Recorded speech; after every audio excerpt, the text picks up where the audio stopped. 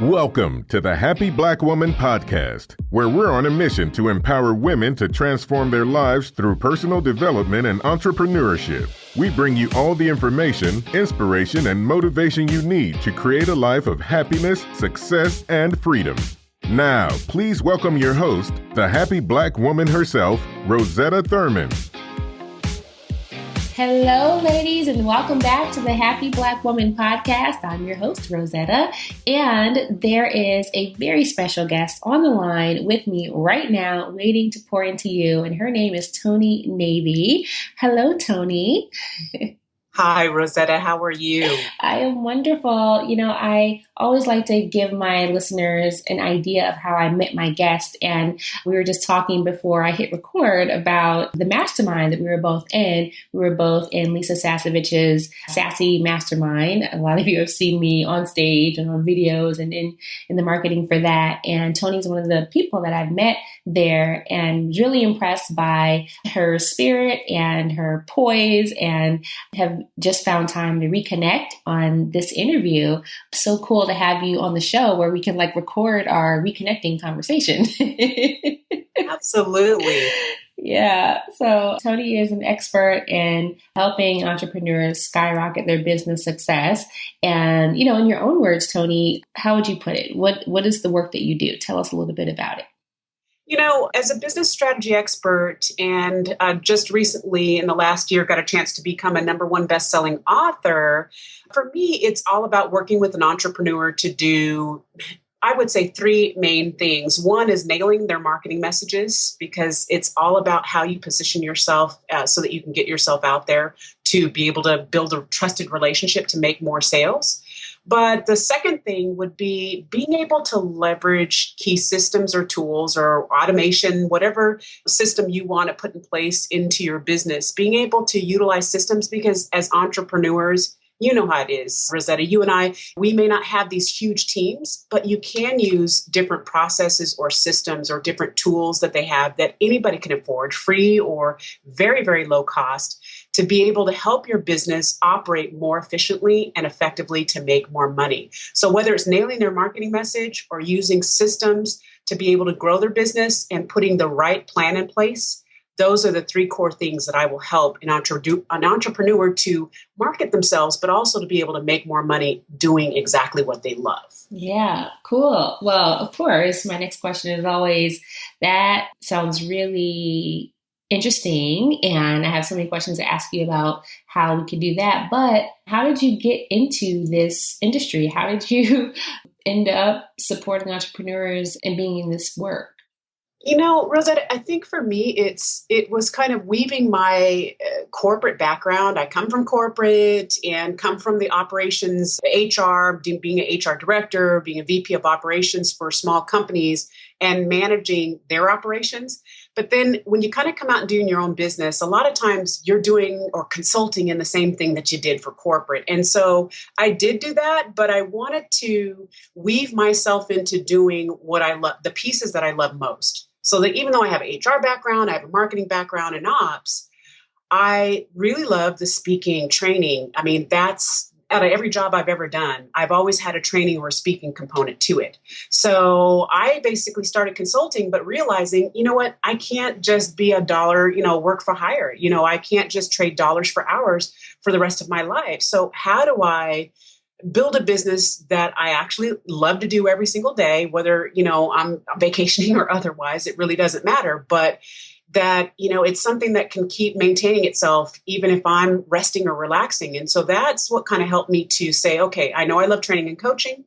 Let me make my trainings in the space that I love, which, I work with entrepreneurs, leaders, and professionals. But within that, I began to train and get coached and be mentored on being able to deliver those trainings online and offline. So that's what helped me kind of create the pathway to the business today, where I can train online or offline. I can go and speak live somewhere, but if I can't, speak live, or I don't feel up to speaking live at certain places, I can still connect with people around the world. And I think the recession was a big thing that made me learn that lesson.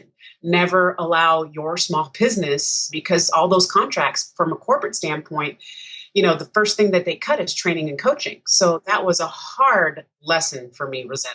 So it made me say, okay, never again will I, just have all my eggs in one basket. I will not be in a situation where I get stuck like that. So now being able to do my trainings live and have the same training, I can connect with somebody from around the world or across the country and still be able to deliver the same results. And it was just learning to do that and being, continuing to do what I'm passionate about doing and now delivering that in a way that people can truly receive it and make their own transformation. Beautiful. I mean, I love what you said about the power of taking control over your own destiny, really, by making sure that you can deliver your trainings online, which is what I know a lot of our ladies want to do. But I'm also interested in what was it that made you want to leave corporate in the first place? Like, what was that catalyst for you that was like, Toni, it's time for you to go out on your own? Was there a specific moment or situation that happened in your life that made you say, I'm out of here? No, I think for me, my dad's always run his business for, since I was a child. I was working in his businesses when I was a kid, running around he's an engineer by trade, software and hardware engineer, and always ran his own business. So I always have had, an entrepreneur bug. So even when I came out, got my bachelor's and came out and I worked for a law firm and kind of weaved my way into corporate, I always had some kind of side thing going on. So in 2006, the VP position that I was at for the small business, and she had 5 different companies, and each company, there was no sense in them having an operations person for every single company. What I got a chance to do for her business as a multimillionaire, she's the multimillionaire, but for her business, I got a chance to run the operations for all 5 different businesses. So what it showed me was not only did I love that stuff and just building infrastructure, which I had done for years, but not in that same way. They had a construction company, they had a nonprofit, they had an investment company, they had so many different types. But what I started realizing was, whoa, as I build this infrastructure, I'm doing this across the board for all those businesses. So they ended up, the owners had a big, blowout and they ended up folding. So I just figured, okay, you know what, rather than me go back into corporate or just, do something different like that, now that I know that this really is a duplicatable process, no matter what the type of business is, we just need to make the tweaks to customize it.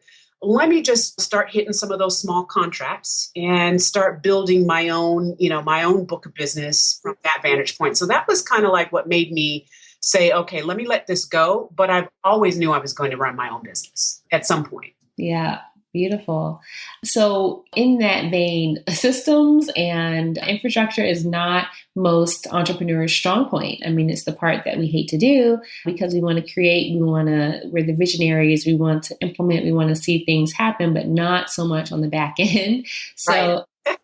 I know that you have a process that you take people through just to start to get people familiar with the pieces that we need to put in place. And I know you call them the 5 Ps. Can you take us through that to give everybody some context that they can use going into 2017?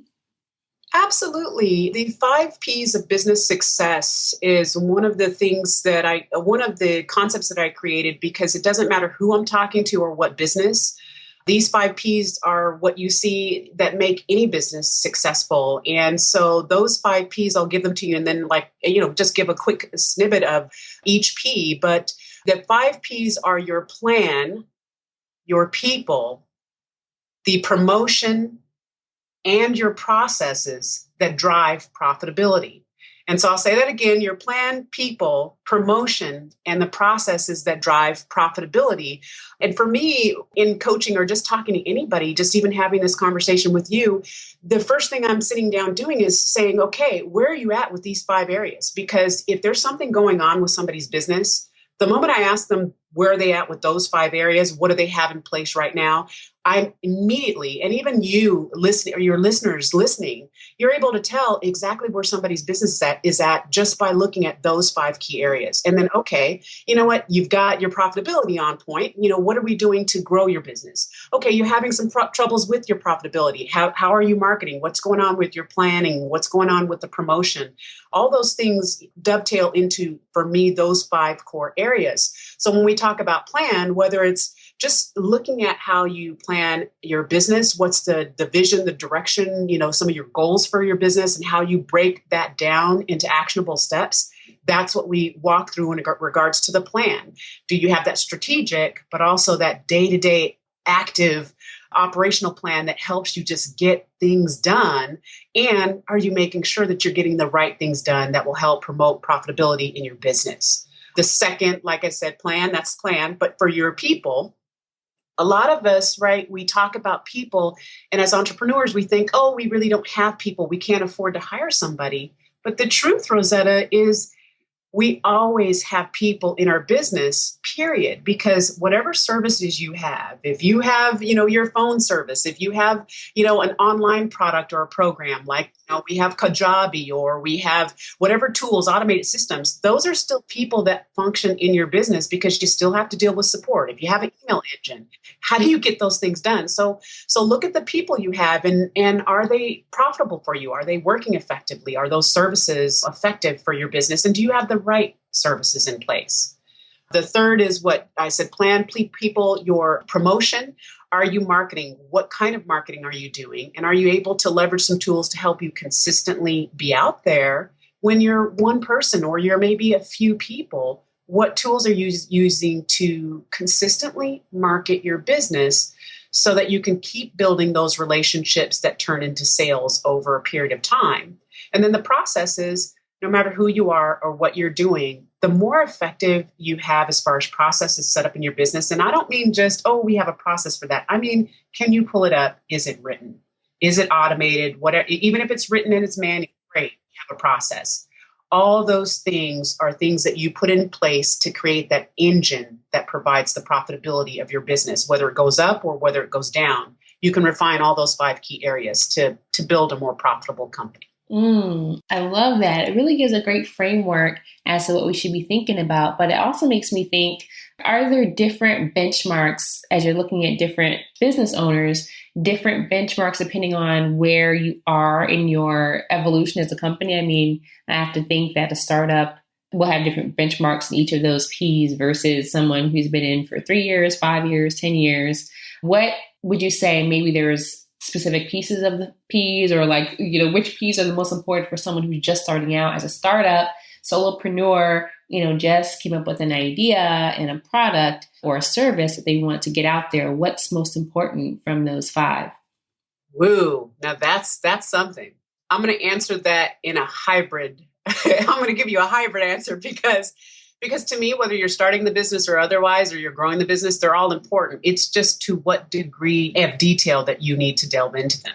So what I mean by that is, even if you're starting out and you are sitting in here saying, look, this is just a thought. This is a business and I'm wanting to create this business. I would still whip out the 5 Ps. It's just, we don't need to have an in-depth plan because you don't have a lot of infrastructure or things in place. But I still want to look at, okay, let's plan out what goals do we want to put down. We're still going to look at the people, what systems, what things do we need to put in place? How are you going to promote your business? What processes, some simple things. And what kind of profitability are we looking at and when? So that can even be done on one page for a person that's starting out, but when you get to somebody that is really growing their business, I think the 5 Ps change because they're in more depth and there's more, planning around it. But I think what changes as far as the level of business is not an individual P being one important than the other, because each P you're just doing it in more depth. I think it becomes numbers like, how many people do you have, right? You have more people that are building your business. You have more robust automated systems, or maybe you're using a automated system like an Infusionsoft where you were doing the basic plan when you started out, but now you have, like you do, over 500,000 in Facebook, or your automated systems are very much more so robust because of the number of people that you're marketing to and the number of people you connect with. When you are profiting at a higher level, there's different things that are triggered by you being at 50 employees or by you being, 250,000 or more. So I would say that those 5 Ps are still applicable no matter what your level of business. It's just that there are key triggers that change once you hit a certain number of employees, a certain revenue level, a certain presence in the marketplace as you've built your brand, that you would have to change or up-level your game in each of those areas. Mm-hmm. Does that make sense? Yeah, it makes total sense. I mean, and I think it will give a lot of our listeners a sigh of relief to know that you don't need this big plan. I tell my clients that all the time, is like, you don't need this big, fancy strategic plan with a SWOT analysis and market research and all of that when you're just starting out, because you're just starting. You don't need to like prevent action by doing all this research that most people, they take a year. I read somewhere that to do these really specific business plans that are like 40 pages long, people spend a year like doing this when they could have been making money, during that year. So I am not a fan of that. So I'm glad that you brought that up. You need something, but it doesn't need to be this big, complicated thing. I totally agree. And I'm with you. And that's why, I'm a big fan of the one-page business plan. And I don't even care what your level of business is, because you and I will sit down and, I'm not going to look at 25, 50, 100 pages of a business plan, that crazy thing, but I will consistently look at one page. And if the key elements are in that one page that are my revenue drivers, I mean, that's really the big deal, is for small business, or, as you get big, what are you doing that is really are you doing the right activity, I should say, that's going to help you make the most money in your business, or the quickest line, or what I would call a straight line to generating profits? Because the moment you start generating more money in your business, right, the easier it is to buy the resources to help you grow it. But let's just get to the money. Let's just get to making money. What do I need to do A to Z right now to start generating funds in the business?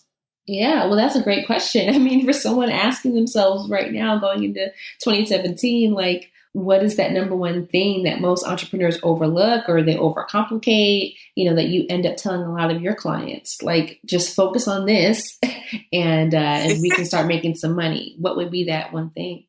Marketing.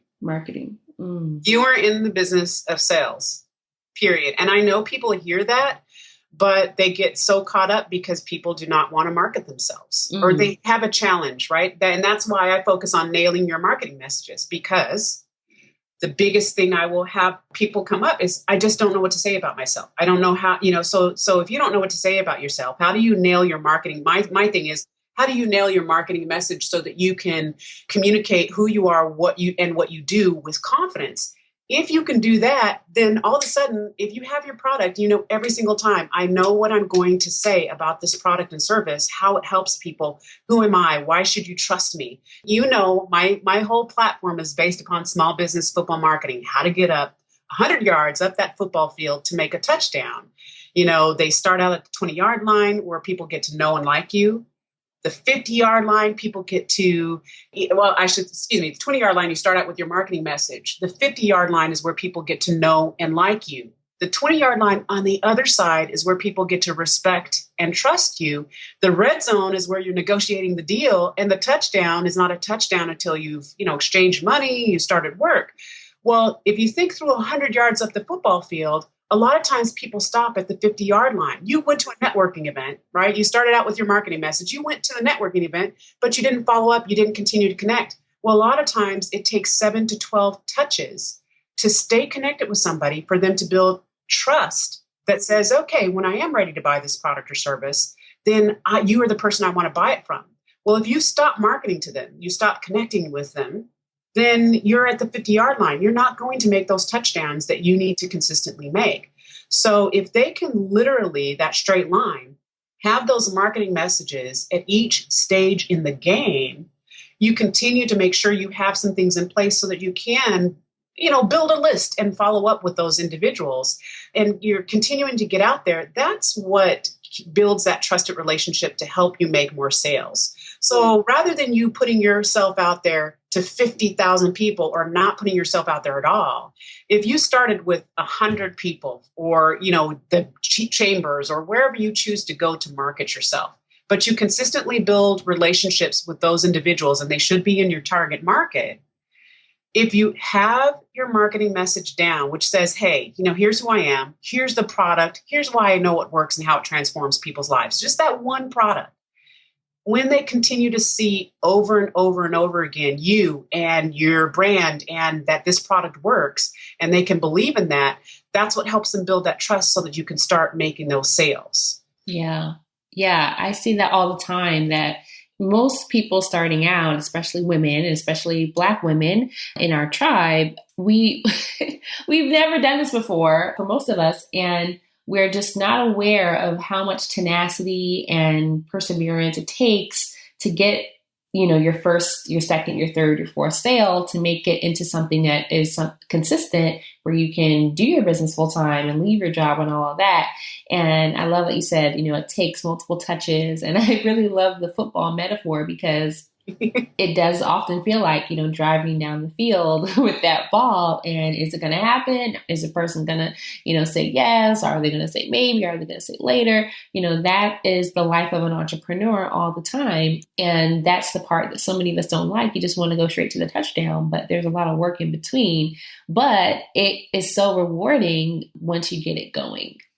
Oh, I totally agree. And it is about consistency because, and that's one of the biggest challenges too, which is why I'm a fan of putting in some type of system, process, or like automated tool in place or something that will help you, because it's hard to be consistent as an entrepreneur.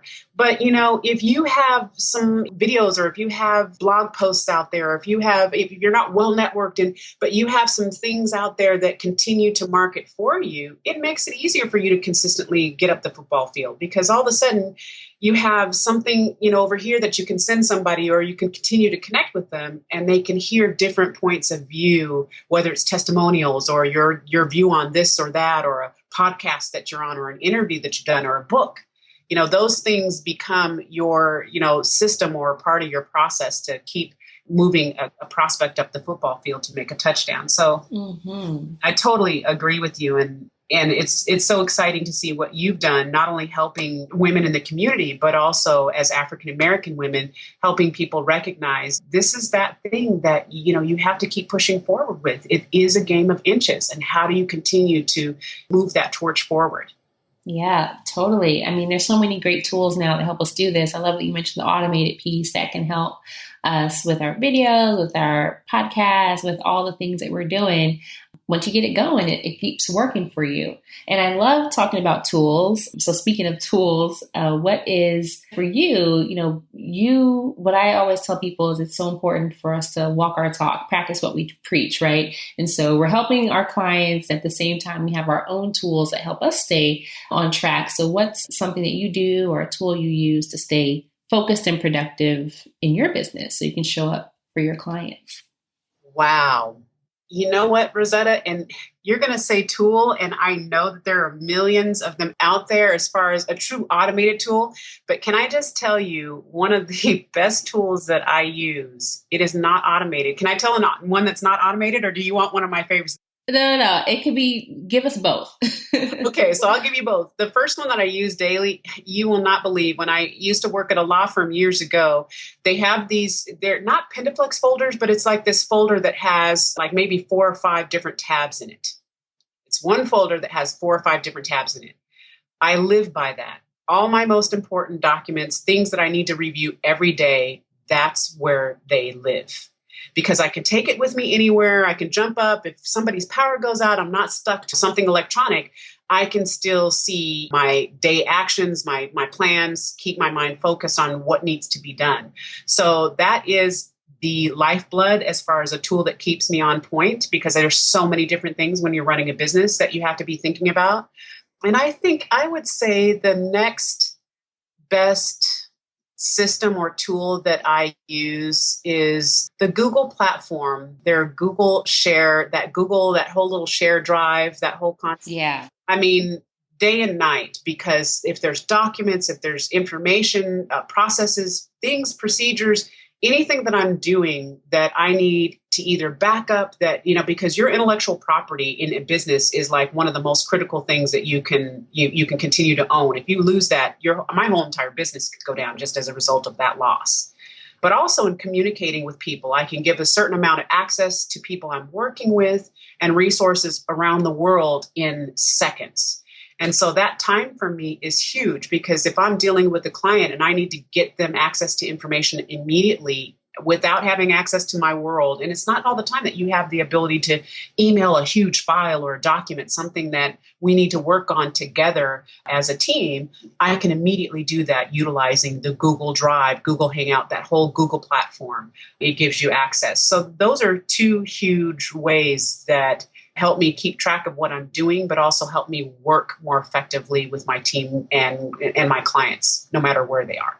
Yeah, those are great tools. I mean, as you're talking, I was like, I think we all have like a low tech and a high tech, part that runs our business. I take all my notes by hand, Moleskine notebooks. I have one for personal stuff and I have one for business, and I can't go anywhere without those written notebooks. Like, oh, you can use your phone and the notepad. I'm like, no, that does not work for me, and it has never worked for me. But when it comes to my calendar, I can't use a paper planner. I've got to use Google Calendar. Everything has to be online for that. So it's so interesting how we all have our low tech and our high tech tools.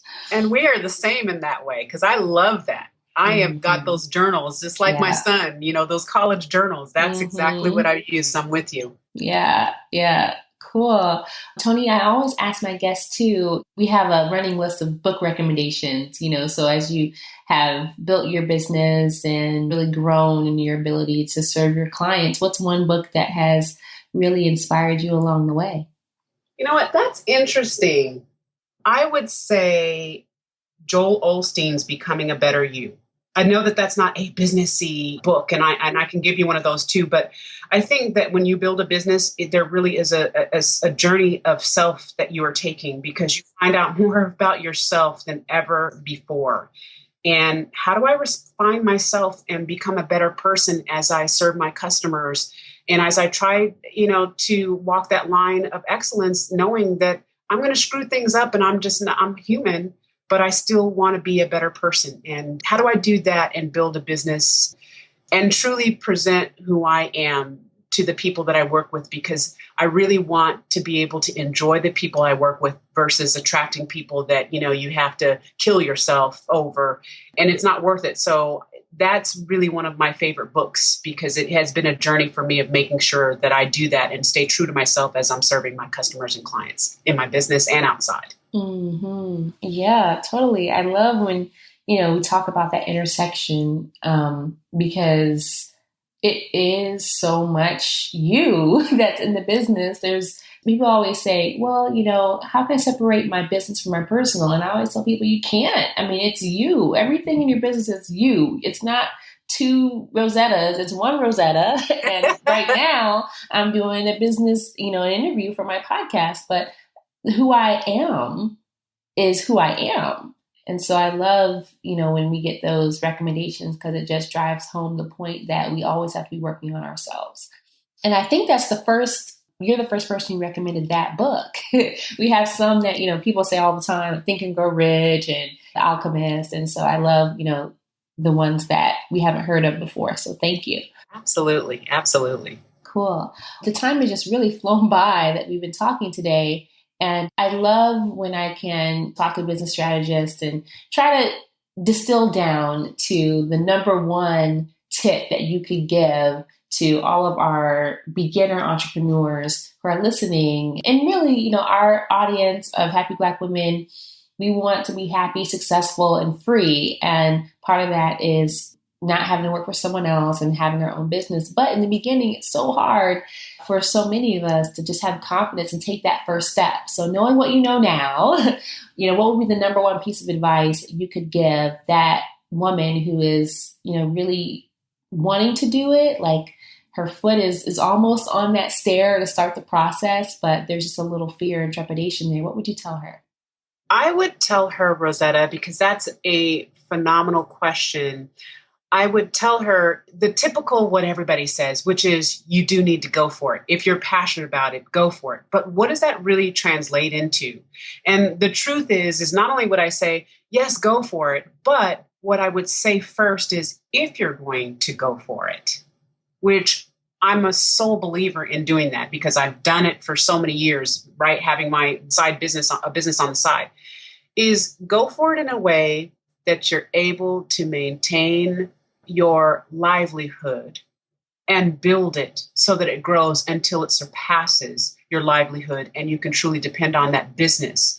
And so specifically what I mean is you start with getting your clients first. Don't try to build this whole huge business and then I'm going to go out there and do that. No, keep your doggone job so that you can keep a roof over your head, because it's so much easier to build and grow a business when you have money and you're not stressing about where your rent, where your mortgage is going to come from. So if you're going to do a business and you're just starting, you start that way, but you also go out and build your connections and get clients first. Don't build the infrastructure. If you build it, they will come, yes, but get somebody on the books first. Because then it tells you, hey, this is something that's viable. This is something that people can see me doing. Yes, I can do it. Yeah, beautiful. Great advice. Hashtag don't quit your day job yet. Exactly. Yes. Well, Toni, it's been a pleasure talking to you and catching up and learning more about your work and your wisdom. How can we stay in touch with you? Is there a place we can go to get more resources from you?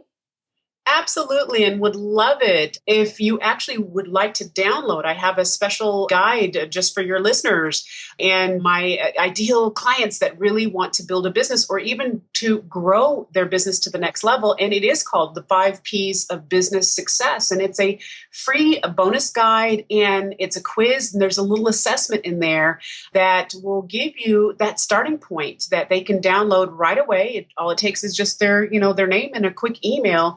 And you're going to be able to find out what it takes to build a successful business in today's global marketplace with the essentials for any business. So they can actually find that out at www.5psofbusinesssuccess.com. And that's 5, the numeric number 5, and then PS of businesssuccess.com. So that's 5 Ps of businesssuccess.com. And they'll be able to download it and grab their guide and their quiz right away. Beautiful. Thank you so much for sharing that with our Happy Black Woman listeners, Toni. And we will post all of these links on the show notes so that you guys can catch all of the resources that Toni shared from today. Again, thank you so much for being with us, Toni. I appreciate your time. Absolutely. Well, thank you so much for having me, Rosetta. We appreciate it. And Happy New Year to all of your listeners. This 2017 is going to be amazing. Amazing. Yes, yes. Thank you. Thank you, everybody, for listening. And if you have not gone back and listened to previous episodes of the podcast, you are missing out. Toni is just one of the incredible experts that we have had sharing expertise freely to you on this podcast. And you can get it at happyblackwoman.com/podcast so that you can really binge listen and take in all of the amazing knowledge that has been shared. happyblackwoman.com/podcast. And until next time, have a beautiful day, everybody. Bye-bye. Thank you for joining us on the Happy Black Woman podcast. If you want all the show's notes from today's episode, go to happyblackwomanpodcast.com. Plus, we'll send you a copy of Rosetta's free life mapping workbook. We look forward to empowering you next time. And until then, do something this week that makes you happy.